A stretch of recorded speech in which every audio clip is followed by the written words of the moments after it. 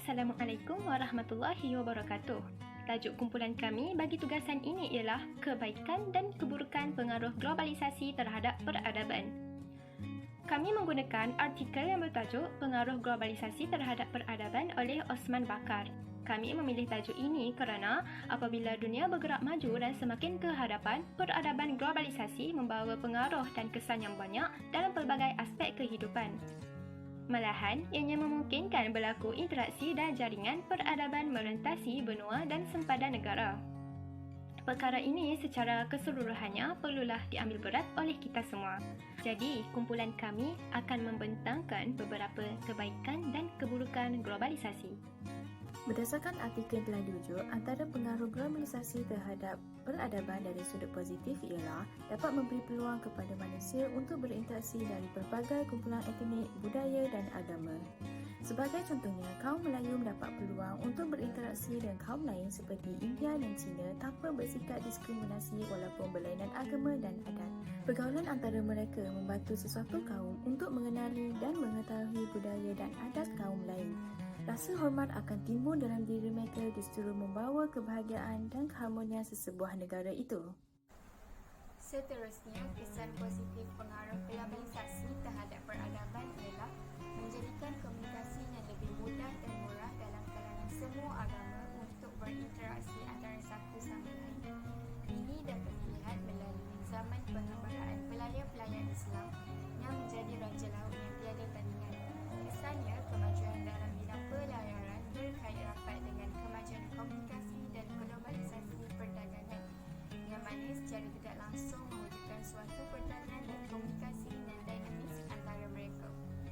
Assalamualaikum, saya akan bahaskan mengenai topik perantarabangsaan penyakit yang merupakan satu globalisasi yang perlu disekat kerana ia dipercayai akan mengancam populasi penduduk dunia. Contoh yang terdekat adalah wabak coronavirus yang sedang melanda dunia pada hari ini. Virus tersebut telah mengancam kemajuan sosial manusia sehingga manusia berinteraksi secara bebas. Secara langsung, virus ini telah menyebabkan kelumpuhan ekonomi dan menimbulkan budaya menjaga kebersihan dalam masyarakat. Rakyat pada hari ini juga telah mengamalkan budaya berjimat cermat, ekoran kehilangan kerja sejak penularan wabak COVID-19.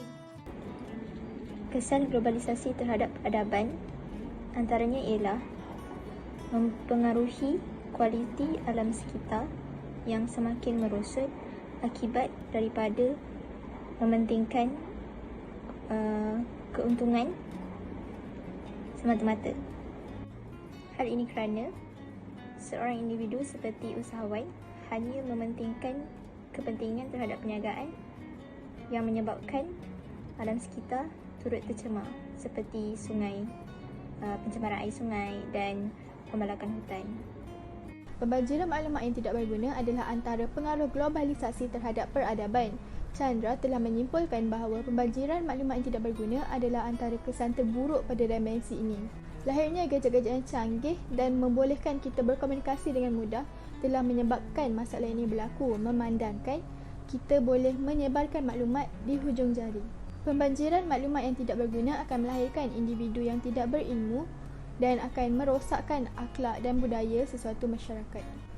Jadi, kita sebagai individu yang bertanggungjawab seharusnya sentiasa menyebarkan maklumat yang sahih dan berfaedah sahaja demi bangsa dan negara yang berjaya.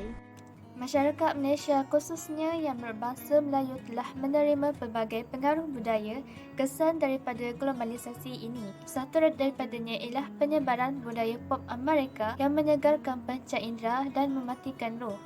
Budaya pop merujuk kepada hasil budaya seperti filem, seni, tarian, muzik, fashion dan sastera.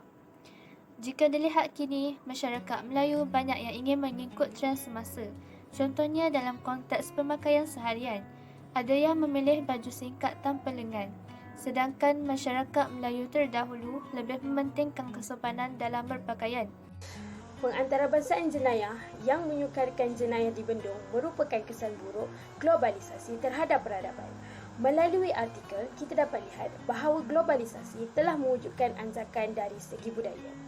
Pada hari ini, kita lihat bahawa kes-kes jenayah seperti kes zina, kes rogol dan kes samun menjadi kebiasaan dalam Kewujudan teknologi juga telah menyukarkan lagi jenayah daripada dibendung seperti kewujudan dark web dan gejala scam.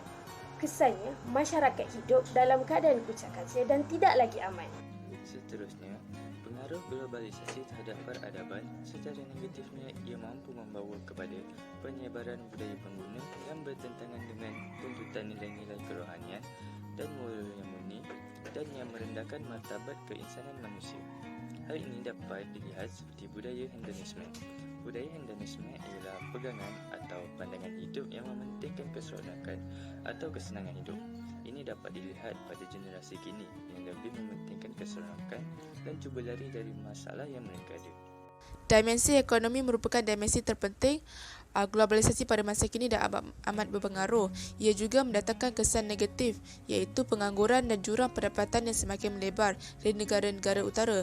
Perkara ini berlaku disebabkan penghijrahan manusia ke Amerika Syarikat dan menjadikan ia negara yang paling banyak mengalami perubahan demografi. Hal ini menyebabkan kadar kompetensi yang tinggi antara imigran dan warga tempatan dalam sektor pekerjaan dan menjadikan kadar pengangguran semakin meningkat. Kesimpulannya, globalisasi haruslah ditangani dengan sebaik mungkin.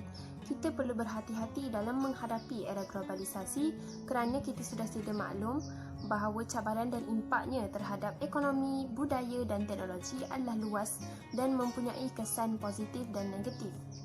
Penerimaan terhadap perubahan yang baik perlulah diterima secara positif, manakala kesan negatif haruslah dielakkan demi membina kemajuan diri, keluarga dan negara.